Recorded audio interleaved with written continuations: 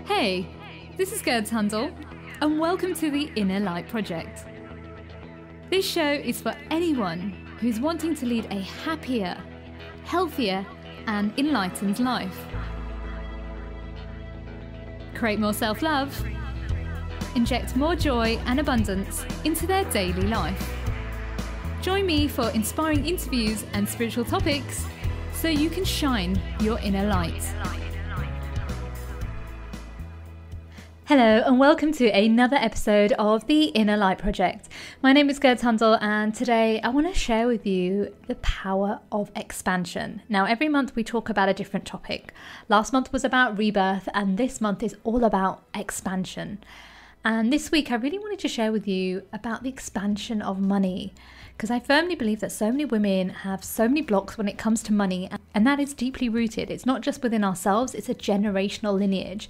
You know, you only have to look at the history of women where women didn't even have bank accounts. Women weren't even allowed to feel safe with money. And so there is a history within all of our lineage that sometimes hold us back from really attaining true wealth and what wealth means to us. Now, this person that I'm having on the show today, she is helping women to create wealth without compromising their health, happiness, or well-being. Hannah Bier helps ambitious women recreate their relationship with money in a life-affirming, positive, and loving way. She has helped her clients transform their relationship with money from the inside out. Hi, Hannah. I'm so grateful to have you in the show, and thank you for joining us today. I'm so excited to be here. So honored that I get to be a guest on your podcast.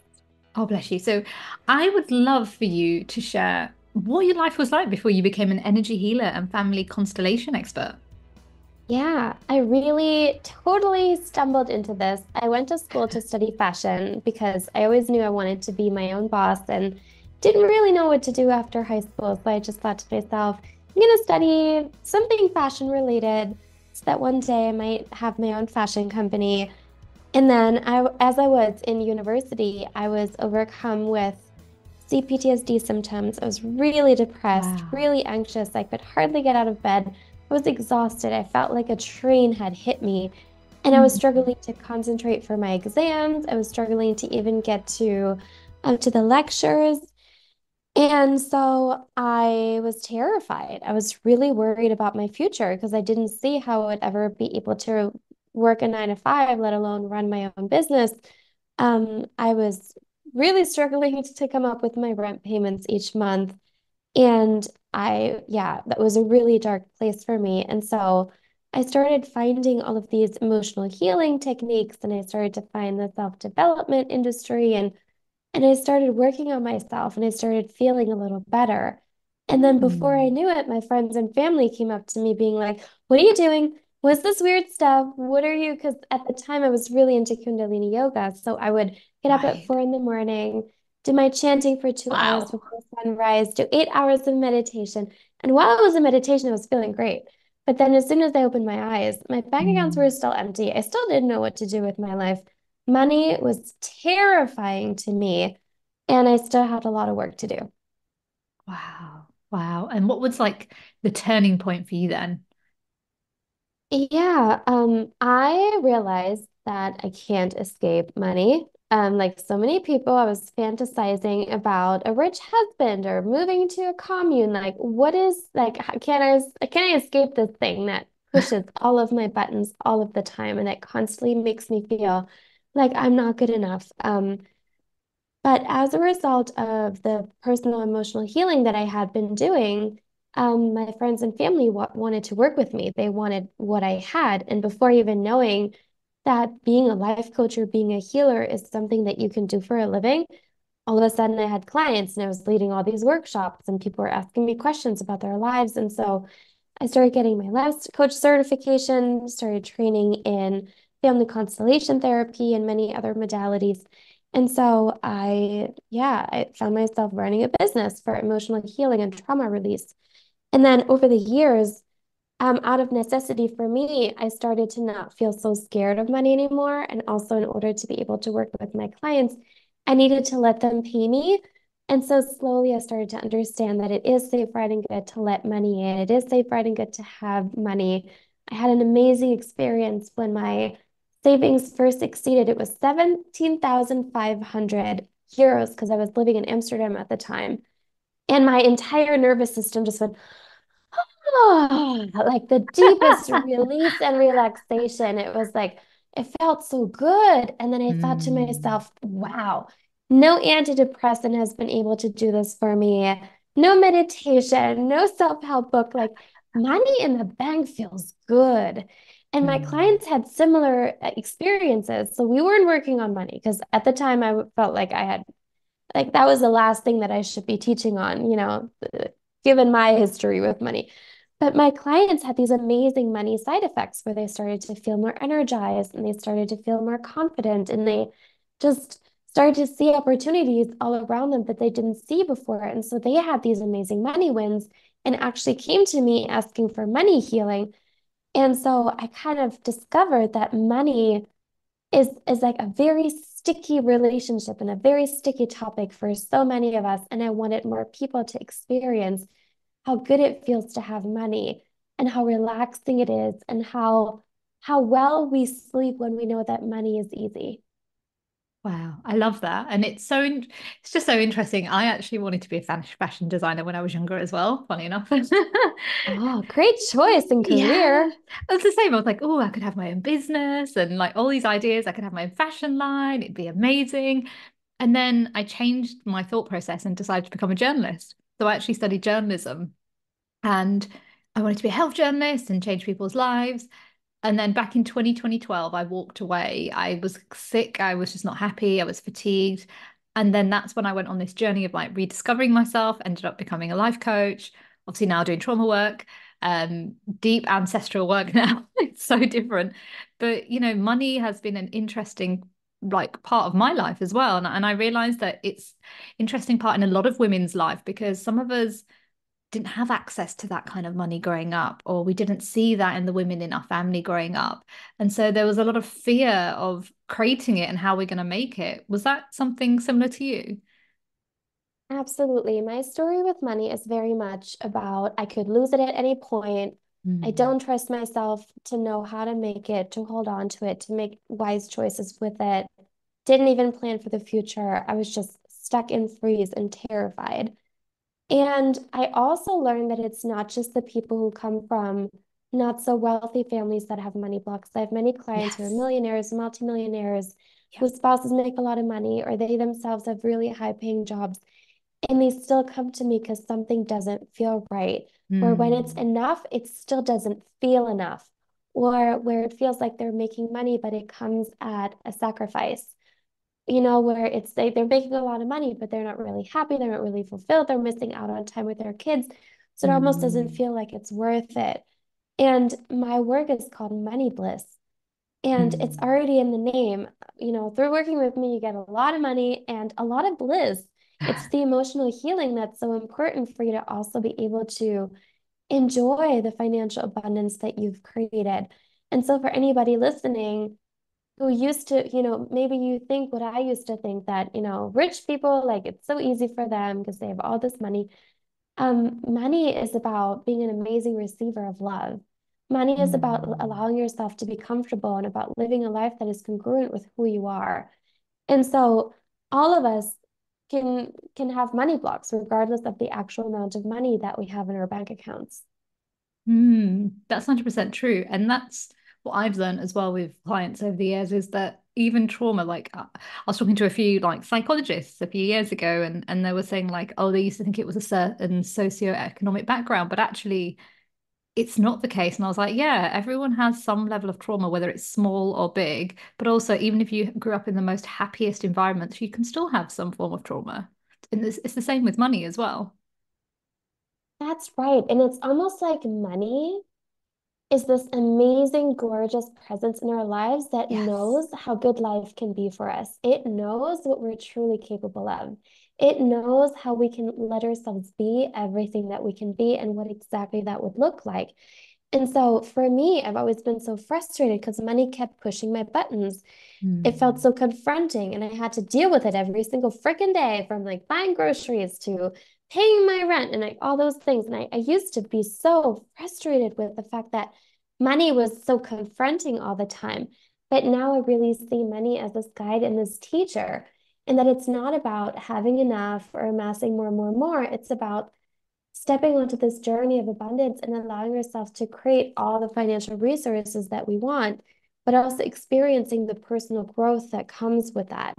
And so for some of my clients on the surface, it may seem as though they have enough, but there is a journey that money is offering them to experience that leads them to building incredible companies. One of my clients started a jewelry company on top of her healing business, and the healing Wow. business was already going amazing.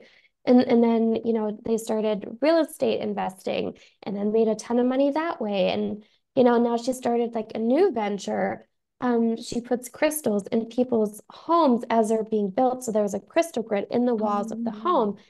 And Oh, so we could have stopped at just the healing thing, right? yeah. But it's money is about so much more than just money. It's about letting yourself express yourself and experience different facets of life. I love that. I love the bit about the crystals in the house. That's just the blessing on that house, right? On the houses that she has helped. Wow. That is beautiful. But going back to the money thing you were saying, like I notice a pattern, and I don't know if you see this as well, but like the struggles that women have with money is generational. What would you say? Absolutely. So, great place to start in assessing our own relationship with money is we can even go to a very simple place in our past, which is our very early years with our main caregivers. For most of us, those were our parents, but it can be grandparents, it can be nannies, it can be whoever was around to care for you during your very early years. And the way that you perceived love at the time most likely directly correlates with how money flows in your life today. So the way love flowed between you and your main caregivers when you were little correlates with how money flows in your life today because money is an expression of love. When you were little, your Mm. parents were supposed to love you, care for you, protect you, give you the physical resources to be wow, that is food, that is clothes, that is a lovely, snuggly bed. And then as you grow up, you're supposed to learn to love yourself with the help of money. And so, learning to always have all of your needs met and desires fulfilled and to have an overflow of love in the form of money in your life all the time is about opening up your capacity to have a lot of love. In many of our families, um, our parents didn't feel very loved, our grandparents didn't feel very loved. So, we have to develop this capacity that a lot of love is natural. It's safe, right, and good to have an overflow of love in all ways in my life. This is kind of what I needed to learn and step into and become comfortable with. Wow, I'm just blown away by that. It really does make sense. And yeah, when you don't believe you're loved, then you then resist the money, don't you? You then you punish yourself in a way with money, or you don't allow yourself to save. But when you love yourself, you allow it to come easily and effortlessly, and you allow it to just increase in your bank account. Yeah, and we often don't have this feeling in our bodies of what love truly feels like. And so many of us, think, oh, we have to have the big car and the big house and the big whatever and the big business. And then we create these things and we still feel empty. And so this is because we're trying to meet our emotional needs through money. And my invitation is, how about we create both? How about we do create the external abundance and the big house and the car and you can just have it, see how you like it. If you like it, keep it. If not, create something else. And we also fill in your emotional needs because both need to happen. It is wonderful to have a lot of money in the bank so that you can stay home with your kids or buy a grandma flowers or go on that retreat you've been wanting to go on or take a sabbatical, start a new business, like whatever your soul calls you to do. It's really nice to have a lot of financial resources and to be a great money maker. And the money will not replace any of the emptiness and any of the confidence wobbles and the longing that you're feeling inside. The emotional healing still needs to happen. Yeah. And also I've noticed it's not just your family upbringing, it's also like society's like conditioning. So like money is bad and all these things that we've been raised to think about money, but actually money is an exchange of energy. Yes, it is. When money was first, I don't want to say invented, when money first came to be, it was a placeholder for value. And in a way, it was a Mm. means of expressing appreciation to one another. I'm going to give you some corn in exchange. You're going to give me a pig, and I'm going to appreciate your ability to grow corn and to help nourish our community.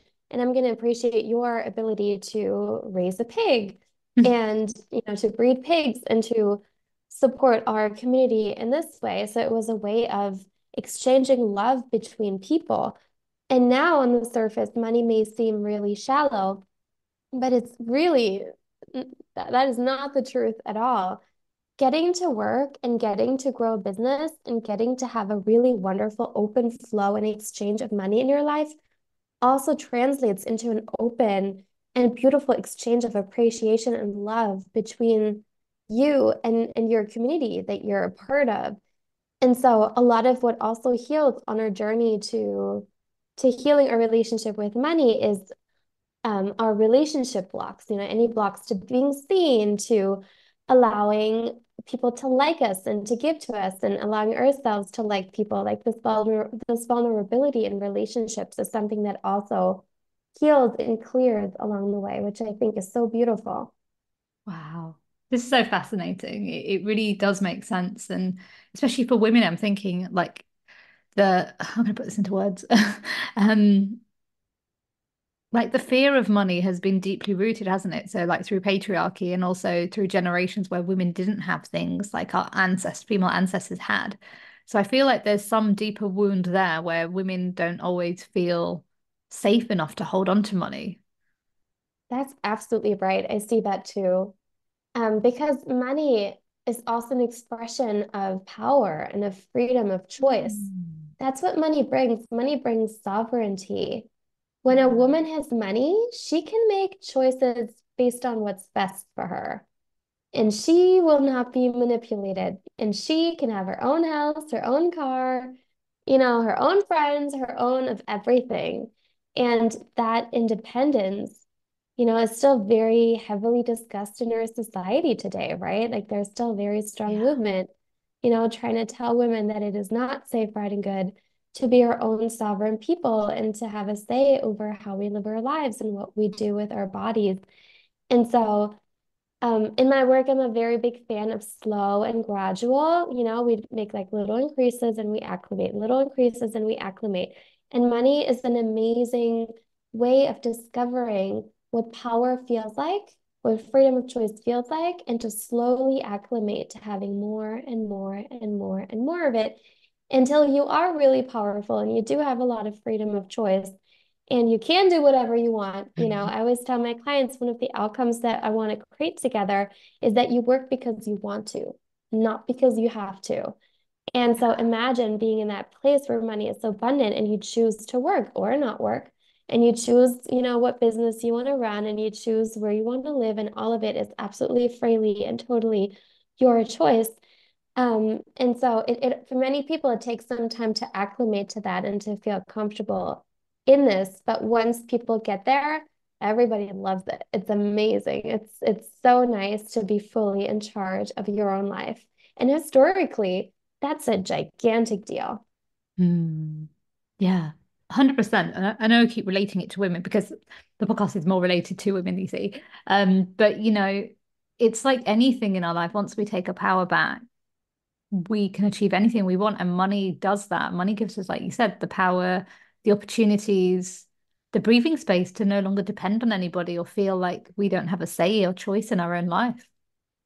Absolutely. I remember when I first discovered this in my own life, Yeah. I was looking at current expressions of power with money, and I got so many examples of male expressions of power, and I was like, "Ooh, I don't want Mm. that." Like superiority and like I'm richer and I'm bigger and I'm stronger, like all this like power over. And so for anybody listening who's like, "Ooh, I definitely, something about this feels uncomfortable, being powerful, being in charge of my own life." And I wonder, for anybody listening who's like I used to be, who was like, what does that even look like? Will people still like me? Can I still be who I am? You can maybe find some examples of people who are really powerful and abundant with money and also really, really happy and have a wonderful community. For me, Oprah immediately comes to mind, who's been in a Same. long-term relationship, so happy. And she's one of the richest women on planet Earth. And she also seems very happy, very happy, balanced, grounded person. And so I think that's also really important that as women, we find more and more and more external examples of the fact that it is safe, right, and good to have a lot of power. I love that. Can you tell us about your book, Wealth from Within? Absolutely. Last year, yes, because we're in January as we're recording this. Last Oh, year, wow. I wrote a book called Wealth from Within. Um, it's a really It's a great way to first dip your toe into the money bliss approach to money and the money bliss way of life, into the idea that you can heal emotionally and create oodles and oodles and oodles and oodles of money. And in the book, it's not so much about making more and more and more. Yes, it's also about increasing your income, but I'm very passionate about my clients having money. I Mm, hope you can kind of feel the difference because yeah. most money coaches teach us like how to get more money, but then you're always in the getting it, and like the Mm, energy of I have to get more money, have to get more money, which translates into somewhat of a feeling of lack. And I'm very mm. passionate about my clients always having a lot of money. So they really do have that freedom of choice. So if anything like that interests you and resonates with you, you can go to Amazon and search for Wealth from Within by Hannah Bier. Grab your copy, make sure to leave a review so I know how you feel about the book. I love it. And what would you say someone's takeaway from reading the book they would get? Most people say, I mean, it has like lots of tangible advice and tangible how to start, having more money and increasing your abundance. Many people start to have a stronger feeling in their bodies that abundance is available to them. Mm. So many people say that they experience this really big energetic shift of feeling that it's possible and knowing how they can create it, which is monumental. Many of the people I first start working with, like they can't even see it. They don't even see how they would create, the 10,000 in savings or the 20,000 in monthly income. Or, many of my clients, like we buy houses in cash, cars in cash, vacations in cash if we want to, or we take out a mortgage because it's up to us. And so many of my clients, like they can't even fathom how that could happen for them. And as a result of reading the book, many people see, wow, it is true that more financial realities are available to me than I thought before. And there is a path to increasing my income. And this is how it can happen for me. And so it really helps with the action taking and actually implementing it. I love that. We are coming towards the end of the show. It's gone really quick. What are your five top tips for someone who's struggling with their relationship money and they don't know where to start? Yeah, the first place, I'm going to do a little woo and a little practical. Um, the first place to start is there is a feeling of truth in your own body that is urging you to create what it is that you truly want. And so listen to that feeling of truth in your own body and honor what it's telling you, even though what it's telling you may seem completely crazy or completely out of the blue. But that is your soul telling you what your ideal life would look like. And so if your soul keeps telling you, I should be a millionaire, or I should run companies, or I should, be free and be home with my kids, like whatever abundance looks like for you, that feeling of truth is telling you what it is and is urging you to go create it. So the first tip is tap into that, tune into that, download the information, and then really honor it and trust it. You can think of it as like a little preview of what's to come. So that's tip number one. I love it. And what's tip number two? Tip number two is my favorite exercise that my clients love and hate. And it's the list, it's a very simple list. You make a list of 100 ways to make more money right now. Ooh. And it trains your resourcefulness. So you go from, do I have the money for this? Can I do this? To how can I find the money for this? It really Mm. helps you become so resourceful so that when you do want to buy something, you always know how to create the money for it. if there's a coaching program you want to join, if there's a down payment for a house that you want to come up with, if there's a car you want to buy, there's a trip you want to go on, like if there's a tax bill waiting for you that you want to pay, but you don't want to tap into your savings, you can then go to your list of 100 ways and take action on it and find out, and do whatever would be needed in order to create this. And this list works for people whether they're self-employed or whether they're in business or whether they're working for a business. It works for people who are not working in a traditional sense at all. You can write down things like, mow the neighbor's lawn or host a workshop for my business or write a book and sell 100 copies or just, you can ask your friends, you can ask your family, you can take a couple of days to complete it. But trust me, you will get to 100. You can do this because sometimes the first 50 ideas are terrible, but they lead you to the next 50 ideas who are amazing. So Mm. write down your good ideas, your bad ideas. Always keep a list of 100 ways to make more money starting right now and take massive action on it. Wow, I love that. It's so simple as well, but so powerful. So powerful. All of my clients have to do this all the time. And in the beginning, everybody's like rolling their eyes and they don't want to do it. But honestly, it's the best thing. It's so nice. It gives you the sense of security of if anything were to happen, I would know how to create extra money, no problem. Mm. And you can pick and choose what you want because that list is there. I love it. It's amazing. It's really cool. I do it myself all the time. Oh, I love it. And if you're in business, if there's like a program you want to sell, you can make a list of 100 ways to get the clients for this program. That's quite And then you smart. take action on it, like what are 100 ways that you can market and invite people to work with you? And so Wow. it makes money a lot more predictable. So instead of being like, oh, am I going to make this money? Or my finance going to be like this year? It makes it a lot more predictable. And you start to prove to yourself that you can reach your money goals and actually that you can do it every single time. So I guess it's like the law of attraction. If you put it out there, you'll receive it versus the work like fear. Fear does nothing. Whereas if you're kind of like you're kind of manifesting it, I guess, by writing it down and allowing yourself to receive it comfortably. Yeah, I like doing both. I always tell my clients, we're going to work as though like an angel stepped on like the cord or like the wires somewhere up in heaven and accidentally turned off the law of attraction. Like if somebody turned off the law of attraction tomorrow, would you still reach all of your money goals based Mm. on what you're doing alone? And then we also make sure that my clients are amazing receivers and manifestors, and we still leverage the law of attraction all the way. And we also leverage my clients' action taking all the way. So it's like a 200% chance that they're going to reach their goals. And so my clients often exceed their goals because of that. Oh, I love that. I love that. And what's the third tip? The third tip is ah, this is a personal one. So you need to kind of decide, anybody listening, you need to decide whether this feels right for you.